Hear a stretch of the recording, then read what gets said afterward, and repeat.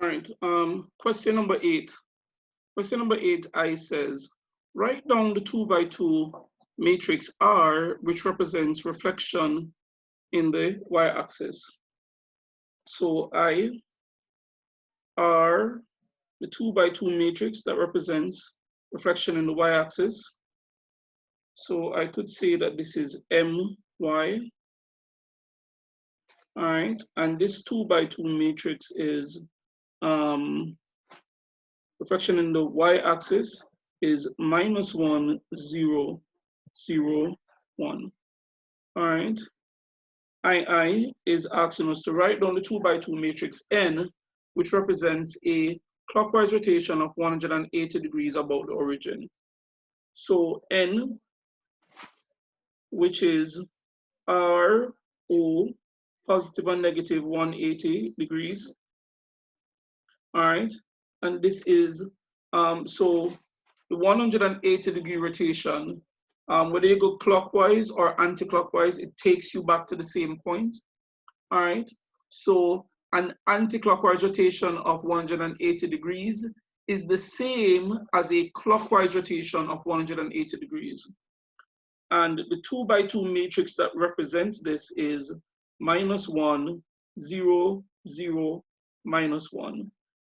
So in a 180 degree rotation, the only thing that occurs is that the signs of the X and the Y coordinate change.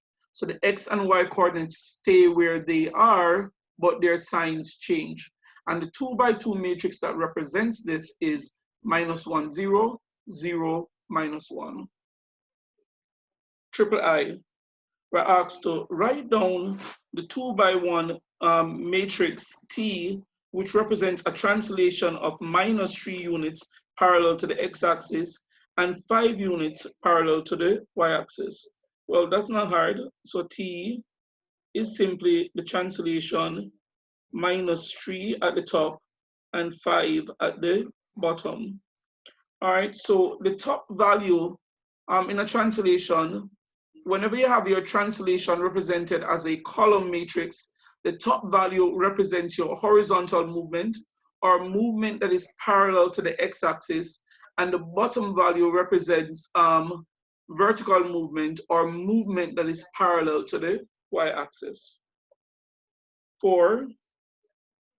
In 4, we're asked to find the point P, which is 611, undergoes the following combined transformation such that RNP maps P to P prime, and NTP maps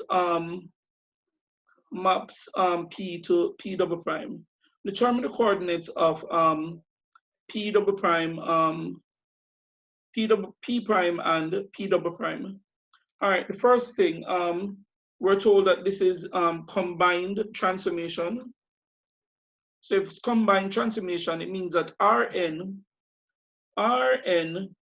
actually means, it means N followed by R. Now, one thing we could do is we could find Rn. So Rn would mean R multiplied by N, and that would be -1, 0. R is -1, 0, 0, 1, and N is -1, 0, 0, -1. So when we multiply this now, we're going to get we're going to get 1, 0, 0, -1. All right, so when we multiply the two of them, we're going to get that. Fine. And fine, good. I'm just testing it in my mind, testing it very quickly. Fine, and then fine. All right, now this is then applied to the point P, which is 611. And when I apply this to P, all that's going to happen, you get what? P prime which is 11 minus 6. So when you apply the matrix 1, 0, 0, minus 1 to a point, the x and y, sorry, this is not correct. All that occurs is that the sign, all that really should occur is that the sign of the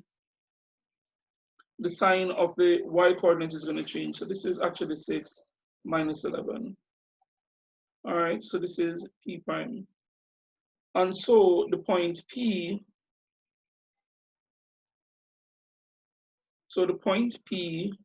which is 6, 11 under Rn, becomes the point P prime, which is 6 minus 11. All right, then now NT, now NT means T followed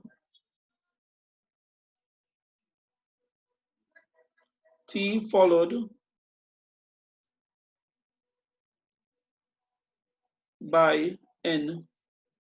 All right, let's see if this is gonna work. So NT, which means I can multiply N by T. N, this means T followed by N. So let's multiply N, which is minus 1, 0, 0, minus 1, multiplied by T. T is what?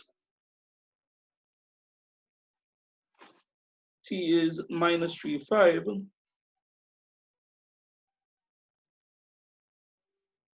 All right, we'll multiply. We're going to get positive 3 and negative 5.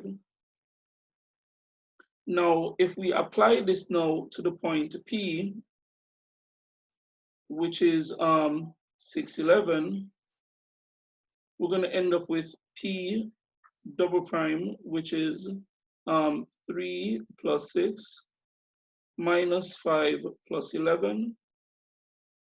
And so this is going to become 9, 6. So this is P double prime. So, and so P, which is the point 6, 11 under NT becomes P double prime, which is 9, 6. All right. All right, so let's see if there's more to this question. At least I don't think there's any more to this question. I think this is the bottom of it. This is the end of it. All right, and when we turn the page, we're going to have